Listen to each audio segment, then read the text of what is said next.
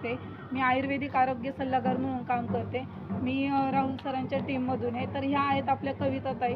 त्यांना आपण एक 15 दिवसापूर्वी अमृत ज्यूस हे दिलं होतं आणि त्यांना काय फरक पडला आणि त्यांना काय जाणवलं, त्याच्यातून काय रिझल्ट भेटला हे त्यांच्याच तोंडातून ऐकू की त्यांना पहिलं काय त्रास होता आणि आत्ता काय जाणवतंय ते स्वतः तुम्हाला सांगते. मला अगोदर म्हणजे असं थकवा आल्यागत, परत जळजळ उलट्या असं होत होत्या ना. तर हे औषध घेतल्यानंतर जळजळ पण राहिली, उलट्या पण राहिल्या, असं मला 2 दिवसानंतरच म्हणजे जाणवलं. त्याच्यानंतर अजून झोपच येत नव्हती रात्रीची. मला 2-2:30 वाजायचे, मग झोप यायची. तर ती झोप पण मला आता म्हणजे लागते.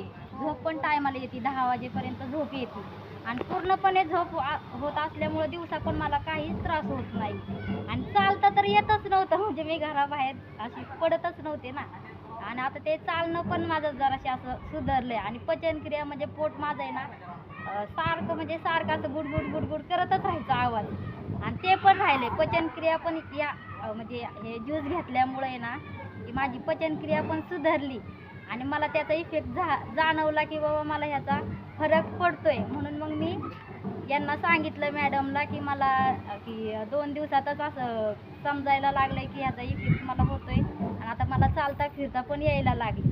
त्याच्यामुळे मी याच्यावर विश्वास ठेवला. इतके दिवस मी दवाखाना केला, रोज दर महिन्याला जाते, 15 दिवसाला जाते, पण मला डॉक्टरकडून इतका हे नाही झालं. म्हणजे नाही का चालता पण नाही. दरवेळेस गेलं की त्याच गोळ्या तेच औषध देत होते.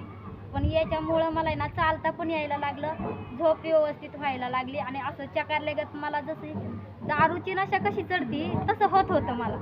पण आता तसं नाही. आता थोडं का व्हायना पण चालता येते. असं आमच्या घरातल्यांना सुद्धा सगळ्यांना वाटतं की हिला असं चालता फिरता यायला लागलंय म्हणून.